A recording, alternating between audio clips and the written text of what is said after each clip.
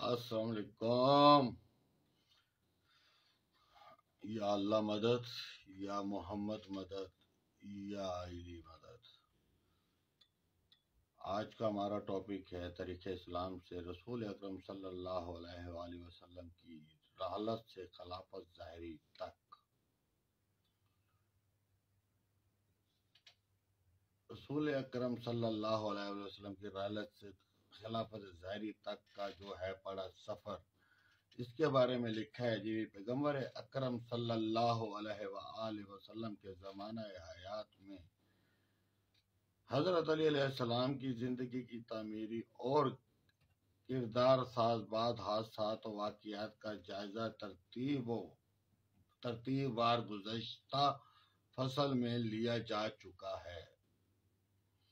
चूँकि हमारा मुतमाद नज़र तारीख़ इस्लाम का तज्ज़िया और तहलील है, ना कि इन बुजुर्गवार शख्सियात के अहवाल ज़िंदगी को बयान करना।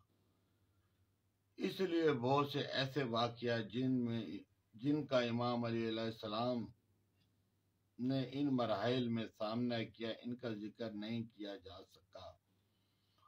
अब हम यहाँ हज़रत मोहम्मद सल्लल्लाहु अलैहि वसल्लम की रहलत के बाद तारीख़ इस्लाम के वाक़ियात का जायज़ा लेंगे।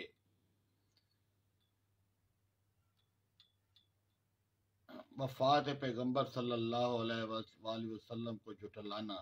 रसूल अकरम सल्लल्लाहु अलैहि वसल्लम की रहलत के बाद सबसे पहला वाक़या जो मुसलमानों के सामने पेश आया वो उमर की जानिब से रूनुमा हुआ। चुनांचे उन्होंने रसूल खुदा सल्लल्लाहु अलैहि वसल्लम के घर के सामने बाआवाज़ बुलंद कहा, जो शख्स ये कहेगा कि रसूल खुदा सल्लल्लाहु अलैहि वसल्लम रहलत हो गए, मैं उसी तलवार से उसका सर कलम कर दूंगा।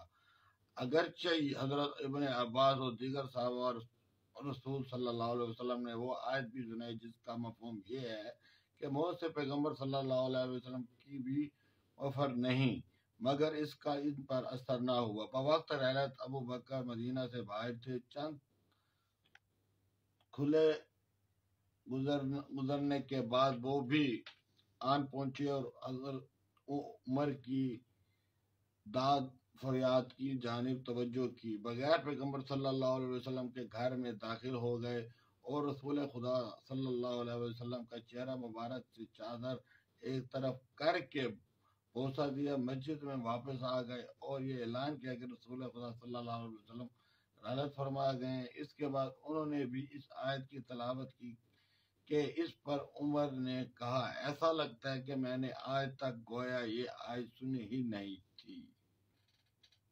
अब नहजुल बलागा से हम जो है बड़ा एक खुतबा लेंगे। पैगम्बर अकरम के बाद अबू सुफियान ने आपकी बैत करना चाही। जब रसूल खुदा सल्लल्लाहु अलैहि वसल्लम ने दुनिया से रहलत फरमाई तो अब्बास और अबू सुफियान इब्ने अरब ने आपसे अर्ज किया कि आपकी बैत करना चाहते हैं। हजरत अली से अर्ज किया, जिस पर हजरत अली ने फरमाया, ऐ लोगो, फितना और फसाद की मौजों को निजात की कश्तियों से चीर कर अपने को निकाल उतार डालो, सही तरीका अमल अख्तियार करो। मैं कामयाब वो है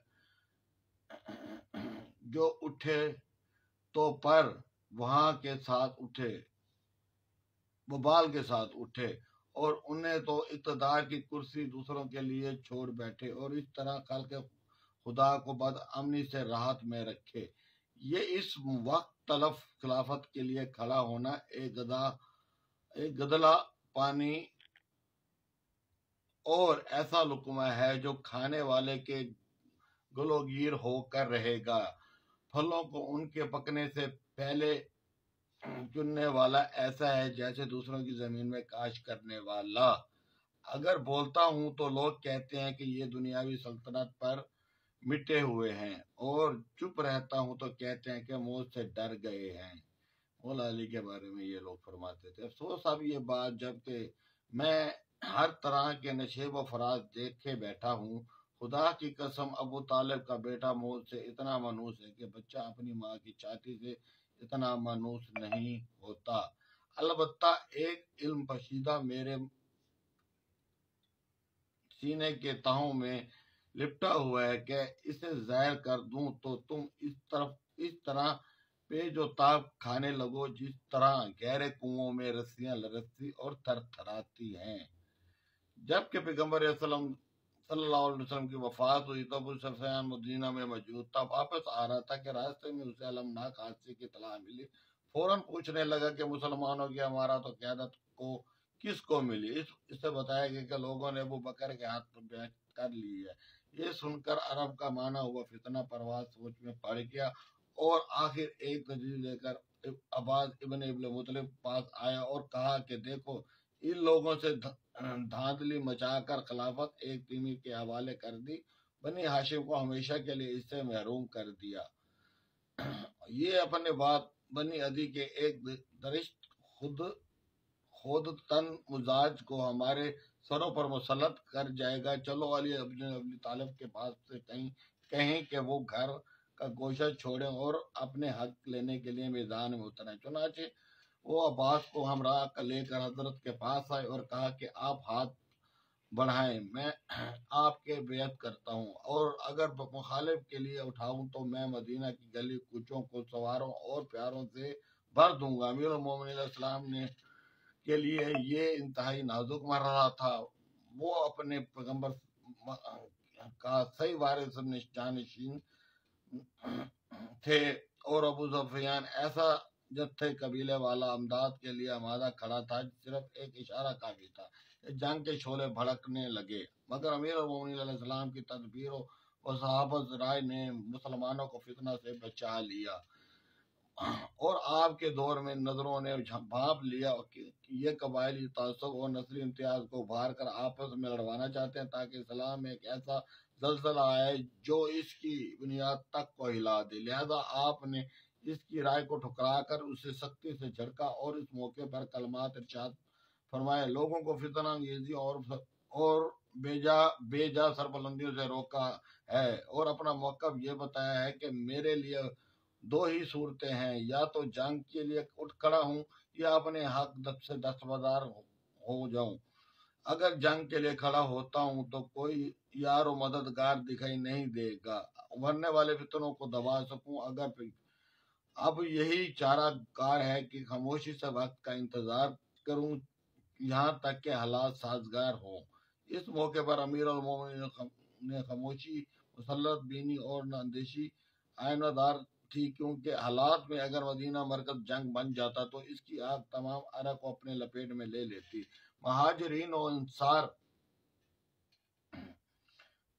لے لیتی، امیر المومنین نے لے لیتی۔ اس لیے امیر علیہ السلام نے دکھ سے گھڑیاں جلی ہاتھوں کو جنبش نہیں دی۔ تاریخ شاہد ہے کہ پیغمبر نے مکہ کی زندگی میں ہر طرح تکلیفیں اور زحمتیں برداشت کی، مگر صبر و استقلال کو چھوڑ کر لڑے الجھے کے لیے تیار نہ ہوئے، چونکہ آپ جانتے تھے کہ اگر اس وقت جنگ چھڑ گئی تو اسلام پھلنے پھولنے کی راہ میں بند ہو جائیں گی۔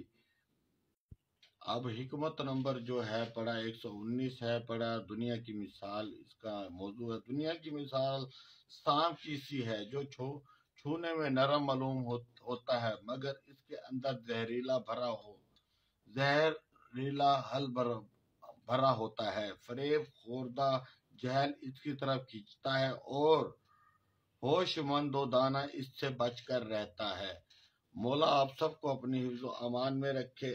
آپ نے یہ طریقے سمجھ لیں اسلام نہج البلاغہ کا خطبہ مولا علی کا جو آپ نے سنا، تو اس میں صاف ظاہر ہوتا ہے کہ خلافت کس کی تھی، کس طریقے سے کرسی کو پانے کے لیے مولا علی کو یعنی کہ یرغمال بنانے کی کوشش کی گئی اور دشمنوں کی طرف سے سازشیں کی گئیں کہ کسی طریقے سے اسلامی بھائی چارہ ختم ہو سکے۔ لہٰذا میں دعا کرتا ہوں اللہ تعالیٰ تمام مسلمین کو آپس میں اکٹھا رکھے، ایک دوسرے کا حامی رکھے اور یہود و نصار کی شر سے دور رکھے۔ الہی آمین۔ اللہ تعالیٰ آپ سب کی فیملیوں کو اپنی حفظ و امان میں رکھے، صحت، عزت، ترقی کے ساتھ اللہ تعالیٰ آپ سب کو بہت بے شمار دولت عطا فرمائے۔